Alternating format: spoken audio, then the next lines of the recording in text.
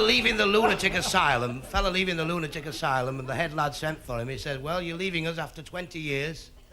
He said, you've been in here 20 years now. What do you want to be? He said, well, I could be anything. He said, I've served my time here as a joiner. He said, I could be a joiner. He said, and I served 5 years as a plumber. He said, I could be a plumber. He said, and I went in for nursing. He said, I could be a nurse. He said, and then he said, I could stop here and be what I've always been. He said, what's that? He says, a teapot.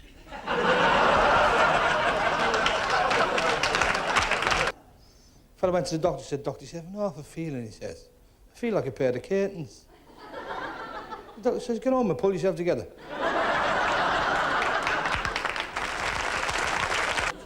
Went to two photographers with a photograph of his dad. He said, I want this photograph of his dad reproducing. But I want you to do him without the bowler hat. So his dad had a bowler hat on. And the photographer, being very obliging, he went, yes, sir, certainly, sir, yes, sir. I think we can manage that, sir. And just as he was going out, he said, oh, by the way, sir, what way did your father have his hair parted? He said, well, you know that when you take the bowler hat off.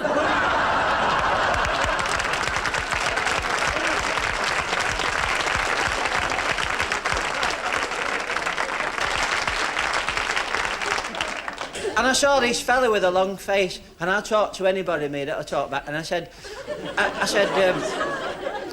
what's up with you? And he said, I'm not going home to our house. I said, aren't you? He said, no. I said, why aren't you going back? He said, there's a terrible smell in our house. I said, is there? He said, aye, the wife keeps cats. I said, well, have you tried opening the window? He said, what, and let all my pigeons out?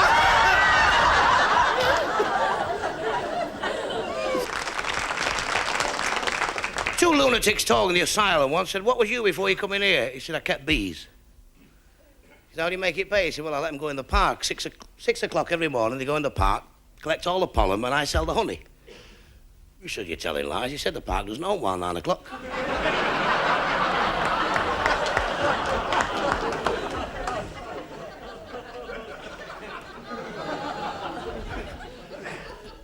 He said, I know, but I know where there's a hole in the fence.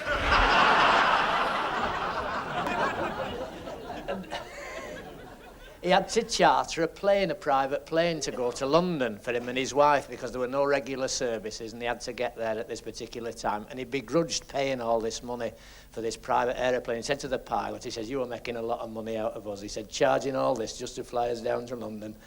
And he went on, and the pilot was fed up even before they took off. He said, look, I'll tell you one thing. He said, you and your wife sit in the back. He said, and if you're quiet all the way and never speak all the way to London, I'll fly you there for nothing.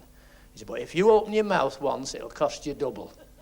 Is it a deal? And the fella said, yes, it is, you see. So he's in the back there, and the pilot starts. He was looping the loop and whizzing it down and cutting the engine off and flying between chimneys and doing everything. The fella never said a word. He got to London, the pilot said, well, I hold my hands up. I didn't think anybody could go through that without speaking. The fella said, you nearly got me once, he said. I nearly spoke. The pilot said, when was that? He said, when the wife fell out. I went to the doctor's last week. He said, stick your tongue out and walk over the window. I said, what the hell? He said, no, I can't stand that geezer across the road.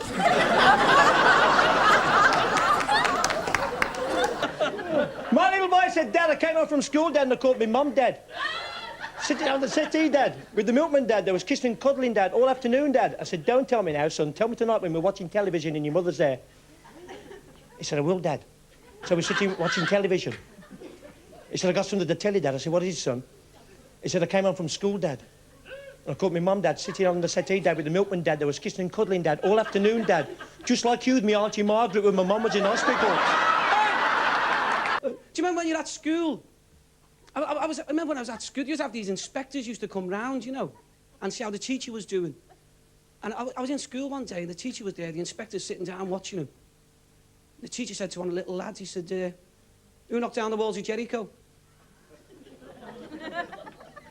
This kid looked at him, he said, I never.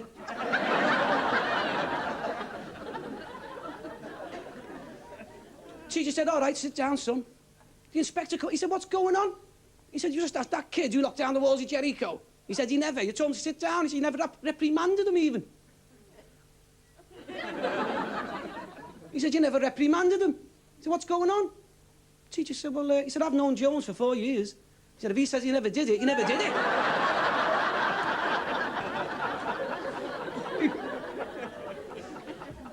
The inspector threw a wobbler. He went off to the headmaster. He said, I've just been in 4G. He said, one of the teachers asked the child who knocked down the walls of Jericho. He said he never did it. So he asked the teacher what was going on. He said he'd known him for 4 years. If he said he never did it, he never did it. He said, what exactly is going on in this school? Headmaster said, listen, I don't want any trouble here. He said, these walls of Jericho. He said, what if I send a couple of brickies round Monday morning?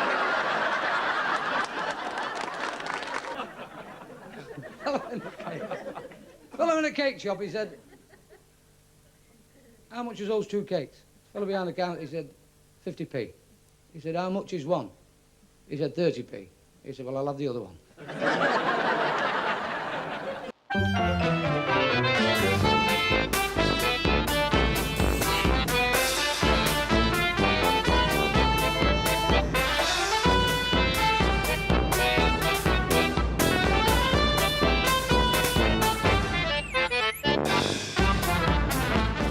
So I tell him, isn't it?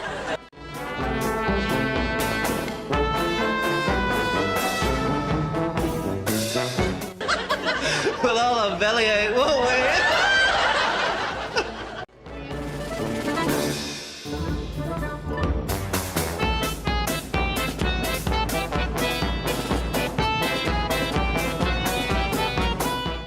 We're having a good time, aren't we?